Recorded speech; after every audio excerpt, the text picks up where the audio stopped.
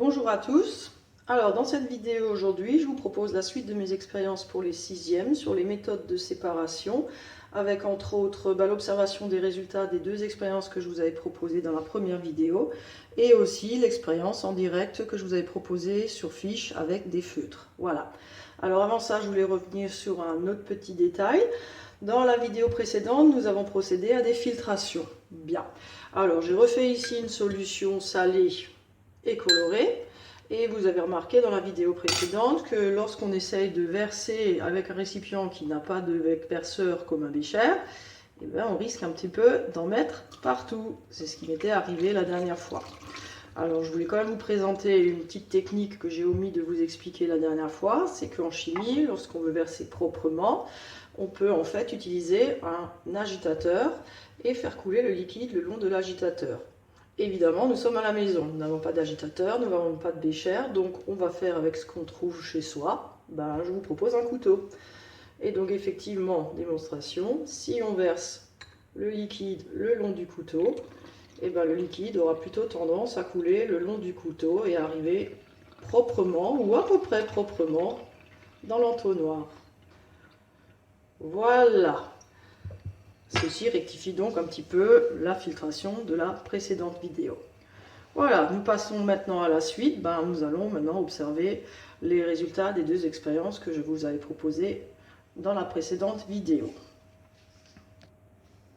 Alors voici la première expérience que je vous avais proposée. C'était de mettre dans un récipient plat, large, de l'eau salée. Je vais également colorer. Alors voilà, moi j'ai profité d'une belle journée d'ensoleillement. Donc en une seule journée, toute mon eau s'est évaporée. Et voici ce qui reste effectivement dans mon plat à tarte. Alors qu'est-ce qu'on a avec un petit couteau qu'on peut gratter? On a effectivement une petite croûte blanche, légèrement bleutée dans mon cas, qui s'est formée sur mon plat à tarte. Si on se prend la peine du goûter, on se rend bien compte qu'il s'agit de sel. Petite remarque concernant les cristaux. Alors les cristaux sont un peu plus épais que ce qu'on obtient lorsqu'on procède avec une casserole et qu'on chauffe et qu'on fait bouillir l'eau rapidement. Et si l'évaporation prend suffisamment de temps, on se rend compte que les petits cristaux forment comme des petits carrés. Alors chez moi, les cristaux sont pas très jolis parce qu'en fait, il a quasiment fait trop chaud et trop beau. L'évaporation était trop rapide, les cristaux n'ont pas eu le temps de se former lentement. Donc ce que je vais faire, c'est que je vais refaire l'expérience. Je vais remettre de l'eau salée colorée.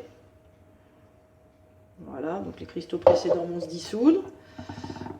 Et je vais remettre mon plat à tarte, mais alors ce coup-ci, peut-être pas au soleil, je vais le mettre dans un endroit plus tempéré pour que l'évaporation se fasse plus lentement.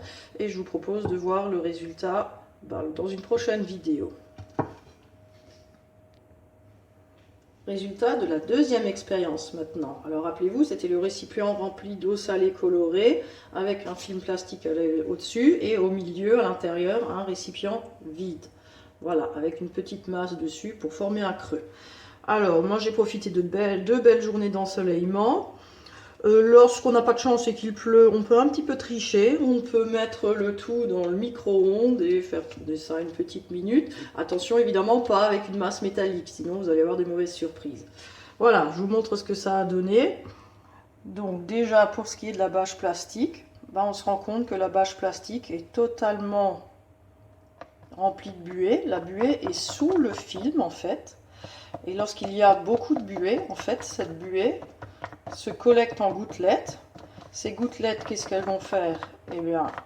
Elles vont glisser le long du plastique, vers le creux, bien sûr. C'était à ça que servait ma petite masse.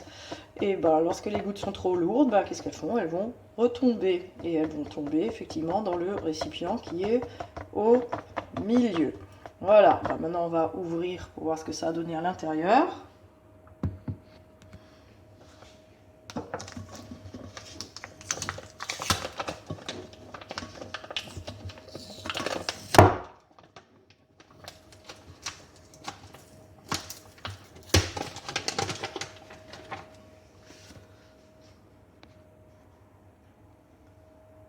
Alors, à l'intérieur, on a toujours donc le liquide bleu, c'est de l'eau salée qu'on avait mis au départ. J'ai mon récipient, mais par contre, mon récipient, ce coup-ci, n'est plus vide.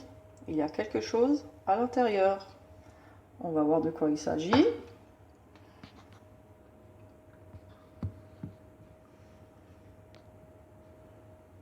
Voilà, alors j'ai mis le récipient qui était au centre sur un fond blanc, histoire qu'on voit bien ce qui se passe. Eh bien, j'ai bien un liquide, mais ce liquide-là est parfaitement incolore. Et si je m'amuse à goûter de quoi il s'agit, voilà, eh bien je me rends compte qu'il s'agit de l'eau. Elle n'est plus du tout salée, au contraire, elle n'a plus grand goût, elle n'a plus aucun goût, mais en fait on a obtenu de l'eau déminéralisée. Voilà. Alors, qu'est-ce qui s'est passé au juste? Mais en fait, je vous ai proposé là une expérience permettant de déminéraliser l'eau. En fait, c'est une expérience qu'on appelle de distillation. Nous venons de distiller l'eau. L'eau de l'eau salée, sous l'effet de la chaleur, s'est évaporée et a formé de la vapeur d'eau. Cette vapeur d'eau, en arrivant sur le film plastique, qu'est-ce qu'elle fait? Elle va se condenser sous forme de petites gouttelettes d'eau et redevenir liquide. Lorsqu'on forme un creux dans le plastique, ces gouttelettes vont donc ruisseler le long du plastique et goûter au milieu du plastique dans le petit récipient. Et on récupère sous forme de liquide la vapeur d'eau. Mais l'eau s'étant évaporée sans ces minéraux, on se retrouve avec de l'eau déminéralisée. Nous avons donc, comme je l'ai déjà dit, nous avons effectué ici une distillation. Voilà. Alors on observe exactement le même procédé lorsque par exemple on prépare de l'eau salée pour faire chauffer des pâtes. Donc là je reproduis l'expérience, j'ai donc mis de l'eau, du gros sel dans ma casserole, je vais faire bouillir et je vais fermer ça avec un couvercle. À tout de suite, une fois l'ébullition commencée et une fois les gouttelettes observées sur le couvercle. Voilà, l'ébullition a démarré il y a quelques minutes, on va donc arrêter maintenant. On se rend compte qu'effectivement il y a une grande quantité de gouttelettes qui sont formées dans le couvercle. Alors, si on essaie de faire couler ces petites gouttelettes dans un verre, sans se brûler, et qu'après on goûte l'eau récoltée, eh bien on se rend compte que cette eau-là n'est, contrairement à l'eau salée dans la casserole, cette eau-là n'est pas du tout salée. En fait, on a à nouveau fait une distillation. L'eau salée s'est évaporée, le sel bien sûr est resté dans la casserole, c'est le dépôt qu'on a obtenu lors de la dernière expérience dans la vidéo 1, et on obtient donc de l'eau déminéralisée sur le couvercle de la casserole. Essayez la prochaine fois qu'il y aura des pâtes au menu chez vous, je vous testerai. Voilà, pour la suite, on va prendre la deuxième expérience, celle avec les feutres. A tout de suite. Voilà, j'ai réuni le matériel nécessaire pour faire l'expérience avec les feutres. Alors, dans la fiche d'expérience, je vous avais proposé de faire une eau salée à environ 10%. Alors, qu'est-ce que ça veut dire? Ça veut dire que pour 100 g de solution en tout, il y a 10 g de sel. Alors, le plus facile pour procéder, c'est de faire la chose suivante. Prendre un récipient, mettre sur tare, donc ça veut dire mettre à 0, si elle veut bien. Ça ne marche pas très bien. De rajouter 10 g de sel.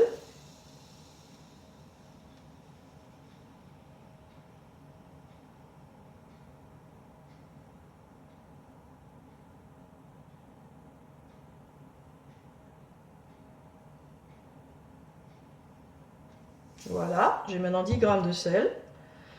Et ensuite, on complète avec de l'eau jusqu'à obtenir 100 g.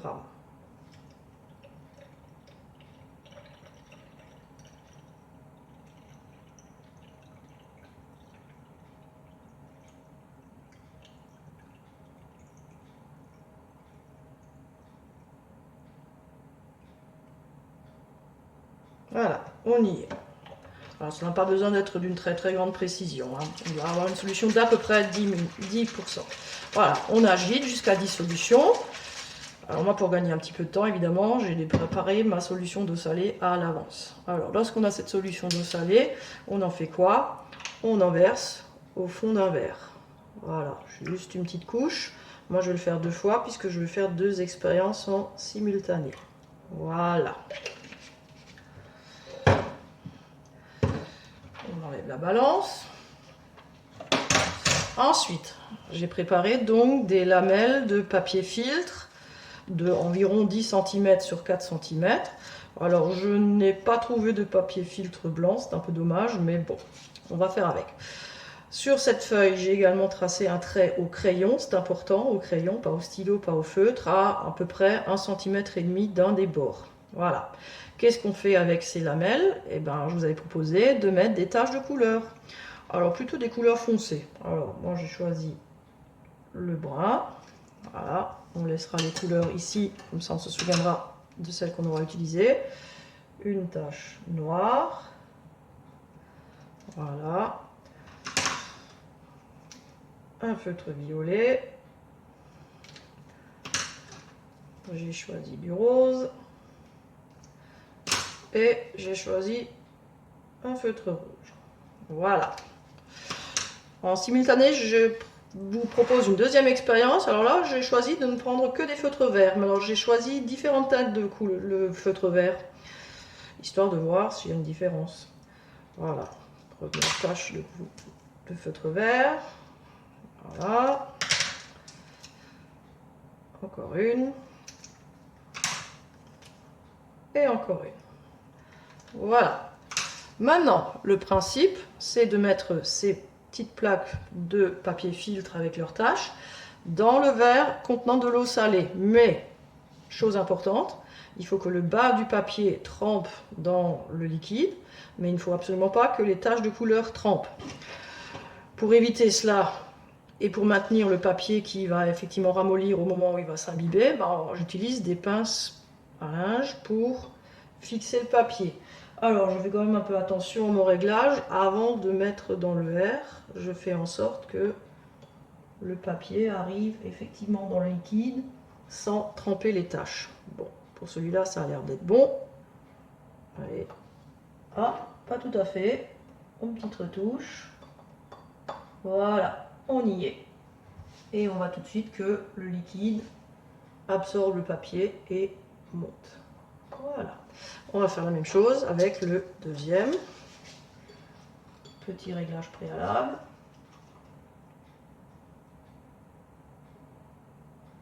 On devrait être bon.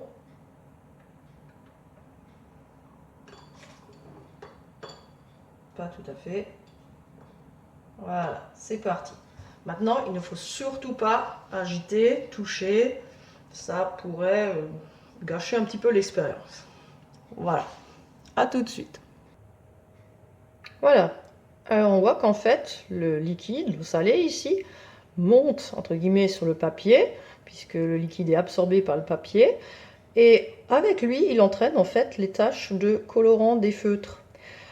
Ça fait donc des traînées de couleurs assez jolies. Mais surprise, on se rend compte qu'au fur et à mesure de l'expérience, les couleurs ont l'air de changer. Mais est-ce qu'elles changent vraiment les couleurs? En fait, non, elles ne changent pas. On se rend compte qu'au lieu d'avoir une seule couleur, on se retrouve avec plusieurs teintes différentes. Bon, on va laisser un petit peu l'expérience se terminer. On va enlever les papiers, les sortir. Je vous montrerai les papiers que j'ai fait à l'avance et que j'ai séchés. Et on va analyser tout ça. Voilà, l'eau salée est arrivée à peu près au niveau des pinces à linge, donc j'arrête l'expérience. Je retire proprement les plaques. Je les mets sur une serviette. Et on va enlever les pinces à linge. Voilà, une. Et voilà la deuxième. Voilà. Alors, qu'est-ce qu'on voit en fait? On rappelle que par exemple, ceci était une tache de colorant brun. En fait, je ne vois plus de couleur brune. À la place, je vois un point de couleur bleue, une traînée jaunâtre, et puis un colorant rose rougeâtre. En fait, qu'est-ce qui s'est passé? On se rend compte que mon feutre brun n'est pas constitué d'un colorant brun, mais il est constitué d'un mélange de plusieurs colorants. Les colorants, on a dit avant qu'ils sont entraînés par l'eau salée qui est absorbée sur le papier. Sauf que chaque colorant a une composition différente et est composé de molécules différentes. Et en fonction de ça, les colorants vont être entraînés plus ou moins vite par le liquide, que l'on appelle d'ailleurs un éluant. Ce qui fait que les colorants qui étaient avant parfaitement ensemble, maintenant se retrouvent séparés. Donc on arrive ici à distinguer les différents colorants qui constituaient l'encre du feutre, à savoir ici un colorant bleu, on distingue difficilement le jaune parce que mon papier est déjà brun, et puis un colorant rose-rouge. De même, mon feutre noir n'est pas constitué d'une encre noire, mais d'un colorant bleu et d'un colorant rose. Idem pour mon feutre de couleur violette, il y avait bien un colorant violet, mais il y avait aussi un colorant bleu clair, et ainsi de suite. Voilà. On regarde mes feutres plutôt verts, on se rend compte qu'en fait, qu'est-ce qui fait la différence entre les différents feutres verts? Ils ont l'air d'être constitués tous du même colorant bleu. Par contre, on leur a ajouté un colorant jaune, par exemple, ou orangé, en plus ou moins de grande quantité, et c'est ça qui va faire la différence entre les différentes teintes vertes de ce feutre. Voilà. Alors une petite remarque quand même concernant mon expérience, qui ne marche pas aussi bien qu'au collège. Il y a un des colorants ici qui n'a pas du tout migré et qui est resté sur le trait de crayon. En temps normal, tous les colorants migrent et se déplacent et il n'y a plus de couleur sur le trait au crayon. Je suppose que c'est dû à la qualité de mon papier filtre, qui évidemment n'est pas le même que celui que l'on utilise au collège, parce que pour tout le reste, c'est la même chose. Voilà, je vous montre la même chose avec des papiers secs que j'ai réalisés à l'avance. Voilà, il s'agissait des mêmes teintes. Voilà. Donc vous aussi, si ça vous amuse, vous pouvez conserver les petits papiers. Voilà, on les laisse sécher. Et on a donc effectivement la même distinction des différents coloris. Là, ma couleur bleue un petit peu mieux migrée. Et on distingue le colorant rose. Donc ça, c'était le feutre noir. Voilà. Pareil pour mes feutres verts. On distingue les différentes nuances de vert qui étaient constituées toutes visiblement du même colorant bleu. Par contre, ils ont un colorant jaune qui a l'air d'être le même dans ces deux-là, mais sans doute pas en même quantité. Et ici, apparemment, il y a eu un autre colorant d'ajouter pour avoir une autre nuance de vert. Voilà. Petite remarque annexe qui ne se voit pas trop bien chez moi, puisque ça n'a pas très bien migré. On peut dire que, par exemple, les colorants bleus sont supposés être les mêmes, parce qu'en fait, ils migrent à la même hauteur. Un colorant donné va migrer toujours à la même vitesse avec un éluant donné. Donc si on a deux taches de même couleur et qui en plus sont à la même hauteur lors d'une expérience, on peut en déduire qu'il s'agit des mêmes colorants et de la même substance. Voilà. Donc ici, j'ai fait la supposition puisque j'ai les mêmes points sur la même ligne, mais c'est vrai que voilà, la migration n'a pas très bien marché. Voilà. Donc pour terminer, je vous montre à nouveau mon plat avec mon eau salée qui a à nouveau dissous tous les cristaux qui s'étaient formés. Donc dans une prochaine vidéo, je vous montre le résultat obtenu lors d'une évaporation lente de l'eau de cette solution d'eau salée. Et puis je tâcherai de vous montrer d'autres expériences de chromatographie. Voilà, à bientôt!